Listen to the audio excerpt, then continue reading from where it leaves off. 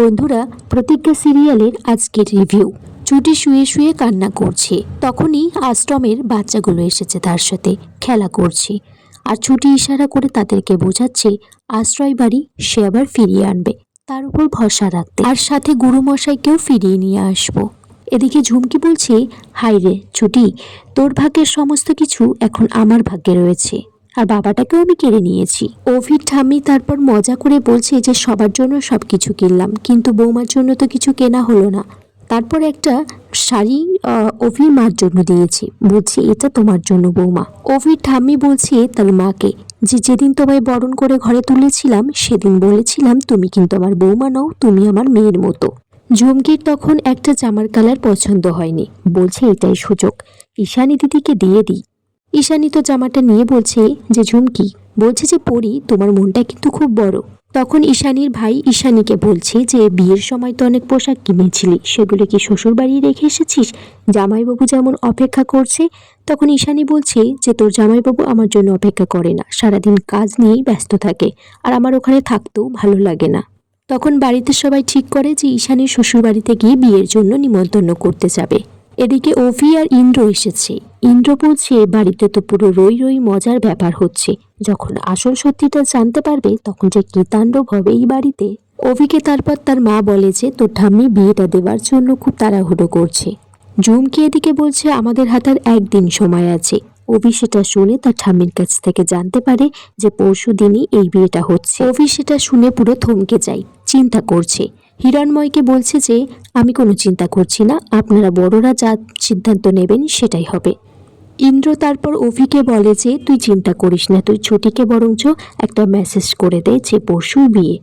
সেই মতো অভি ছুটির কাছে মেসেজ করে দেয়। ছুটি মেসেজটা দেখার পর ঘাবড়ে যায়, তার হাত পা কাঁপতে থাকে। তখন সাবিত্রীকে বলে যে আমার কাছে আর কোনো রাস্তা নেই, কালকে বাবার কেসটা কোর্টে তুলছে, আর এই কেসটা হয়ে লড়বে উকিল স্যার।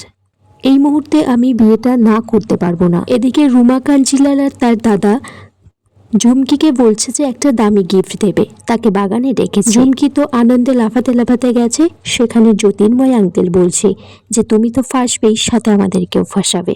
অভিও তখন হাঁটতে হাঁটতে বাগানের দিকে এসেছে আর বলছে যে ছুটিকে তো মেসেজ করে দিয়েছি, একটা ফোন কি করবো, না থাক কালকে তো এমনিতেই দেখা হয়ে যাবে। আর বাগানের ওপাশ থেকে ঝুমকিদের কথার আওয়াজ পাচ্ছে। রোমা কাঞ্চিলাল ঝুমকিকে বলে যে কালকে টাইম মতো কোর্টে মিথ্যে সাক্ষী দিতে যাবার জন্য।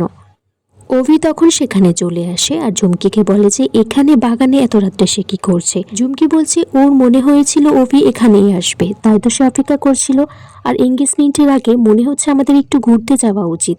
কালকে অভিকে বলে যে ঘুরতে নিয়ে যাবার জন্য। ঝুমকি যারপর জানতে পারে যে অভি ছুটির বাবার কেসটা নিয়েছে। অভি বলছে যে আমি কোন কেসটা নেব আর কোন কেসটা নেব না সেটা তোমাকে কৈফিয়ত দেব না। এদিকে পরের দিন ছুটি চলে গেছে কোর্টে, বলছে আজকে কোর্টের প্রথম দিন, সব কিছু যেন ভালোই ভালোই মিটে যায়। ছুটির বাবাকে তারপর পুলিশে নিয়ে আসছে ধরে। ছুটি তো জড়িয়ে ধরে কাঁদছে। তখনই সে পুলিশটা ধাক্কা দিলে ছুটি পড়ে যেতে যাবে। তখনই রোমা ওকে ধরে বলছে এখনই মুখ থুবড়ে পড়ে যাচ্ছ, শুনলাম যে তোমার বাবার কেসটা নাকি অভিমন্যুর শঙ্কর রায়চৌধুরী লড়ছে। ছুটি তারপর অভির কাছে ফোন করে দেখে যে ফোনটা সুইচ অফ, সে তো চিন্তায় পড়ে যায়। ছুটির ওড়না গিয়ে পড়ে অভির মুখে, মুখ থেকে ওড়নাটা সরিয়ে ছুটি তো দেখে খুব আনন্দ, বা ছুটি একটু মন থেকে আশ্বাস পেয়েছে। অভি বলছে ওর যেদিন কেস থাকে সেদিনও ফোনটা সুইচ অফ করে রাখে প্রিপারেশনের জন্য, আর অভিমন্যুর শঙ্কর রায় যখন কথা দিয়েছে সেই কথা সে রাখে। আগামী পর্বে দেখা যায় অভির জন্য সবাই বাড়িতে অপেক্ষা করছে, কারণ আজকে অভি আর পরি মানে ঝুমকির এঙ্গেজমেন্ট। তখনই অভি ছুটিকে বিয়ে করে এসেছে আর বলে যে ওটা হচ্ছে ওর স্ত্রী, সবাই ওর সাথে পরিচয় করাতে। এদিকে ঝুমকি বলছে যে রাজপুত্র আর রাজবাড়ি সবটাই আজকে আমার হয়ে যাবে।